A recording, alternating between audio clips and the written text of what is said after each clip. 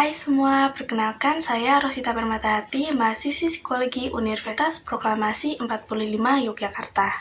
Di sini saya mau membahas mengenai gangguan cemas. Apa sih gangguan cemas itu? Dalam Kamus Lengkap Psikologi, cemas merupakan perasaan takut dan was-was mengenai masa mendatang. Perasaan tersebut tanpa didasari sebab yang khusus. Menurut Freud, cemas merupakan reaksi individu terhadap ancaman ketidaksenangan yang belum ia hadapi. Artinya, individu yang cemas ini merasa takut bila di masa depan ia mendapat atau menghadapi sesuatu yang tidak menyenangkan baginya.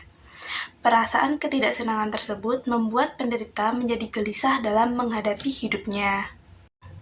Adapun jenis-jenis gangguan cemas menurut Freud yaitu yang pertama, kecemasan realistis atau objektif. Dalam kehidupan sehari-hari, kita menyebutnya dengan perasaan takut. Kecemasan ini merupakan ketakutan akan bahaya-bahaya luar yang mengancam untuk mencelakakannya. Kecemasan realistis ini akibat dari pengalaman tidak menyenangkan yang tidak bisa dia hadapi di masa lampau.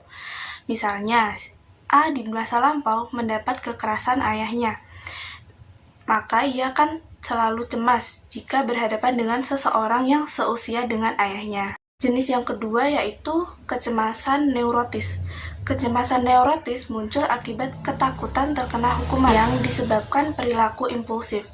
Perasaan takut ini muncul akibat rangsangan-rangsangan ID seperti perasaan gugup, tidak punya ide, tidak mampu mengendalikan diri.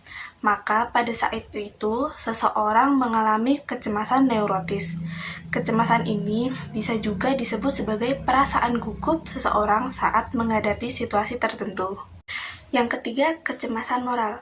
Kecemasan moral mengacu pada norma-norma masyarakat. Orang yang superegonya berkembang dengan baik, jika melakukan hal yang melanggar norma, maka ia akan merasa berdosa atau bersalah. Sedangkan jenis-jenis kecemasan dalam PPDGJ 3 dan DSM-5, yang pertama, gangguan kecemasan berpisah, yang kedua, gangguan kecemasan sosial, yang ketiga, gangguan panik, yang keempat, gangguan kecemasan di tempat asing, yang kelima, gangguan cemas menyeluruh. Setelah tahu berbagai gangguan kecemasan, untuk menghadapi gangguan kecemasan, alternatif dari saya yaitu dengan melakukan Spiritual Emotional Freedom Technique. Spiritual Emotional Freedom Technique merupakan suatu metode baru dalam melakukan Emotional Freedom Technique. Spiritual Emotional Freedom Technique merupakan gabungan antara spiritual power dan energi psikologi dengan menekan pada 12 titik pada tubuh. Adapun caranya yaitu yang pertama, setup, yang kedua, the tune in, dibarengi dengan mengucapkan saya ikhlas, saya pasrah. Dan yang ketiga, tapping. Tapping ini dimulai dari menekan titik pertama dan diakhiri dengan tarik nafas panjang dan menghembuskan. Sekian dari saya, kurang lebihnya mohon maaf. Terima kasih.